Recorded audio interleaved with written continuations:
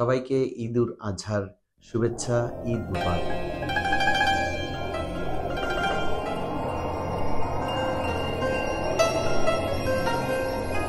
আসসালামু আলাইকুম ওয়া রাহমাতুল্লাহি ওয়া বারাকাতুহু।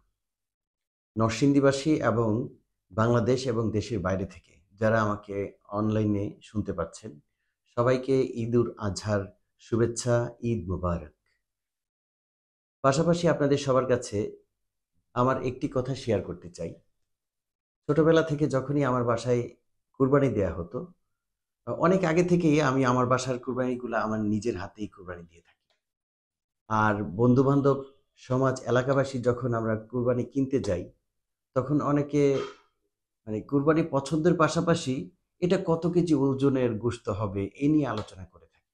আসলে কুরবানির ফিলিংসটা হচ্ছে এই যে গরুর কালারটা কেমন, চোখটা কেমন, কতটুকু মায়াবী, তার প্রতি আমার মায়া, মোহাব্বত একটা আন্তরিকতা তৈরি করতে হবে। আর সেই আন্তরিকতাটুকুকে আমি ঈদের দিন সেটাকে কুরবানি করব। আর সেই কুরবানিটুকুই হচ্ছে আল্লাহর নামে হবে।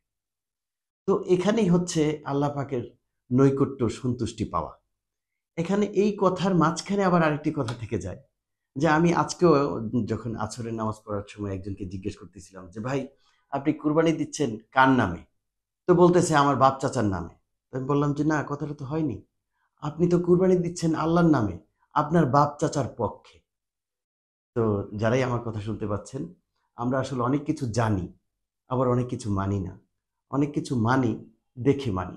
কিন্তু ব্যাকরণ আর বাস্তবতা এই ২ টাকে একসাথে মিলিয়ে নিজের বাস্তবতাকে মেইনটেইন করা উচিত। সেজন্যই বলবো, চলুন আজকে থেকে আমরা যখনই কুরবানি দিব, সেটা যেন এভাবে না বলি বা এভাবে চিন্তা না করি যে আমার বাবার নামে কুরবানি দিচ্ছি, মার নামে কুরবানি দিচ্ছি বা আমার নামে কুরবানি দিচ্ছি। জিনিসটা এরকম হবে না।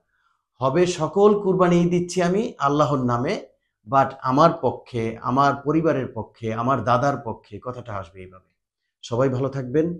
আর কুরবানি ঈদের মধ্যে দেখা যায় রাস্তাঘাট আশেপাশে একটু নোংরা হয়ে যায়। এর জন্যে আমাদের সমাজটুকু সুন্দর ভালো রাখার দায়িত্ব আমাদের সবার। সবাই আমরা এই সমাজ, এই দেশটাকে সুন্দর রাখবো। সবাই মিলে ভালো থাকতে চাই।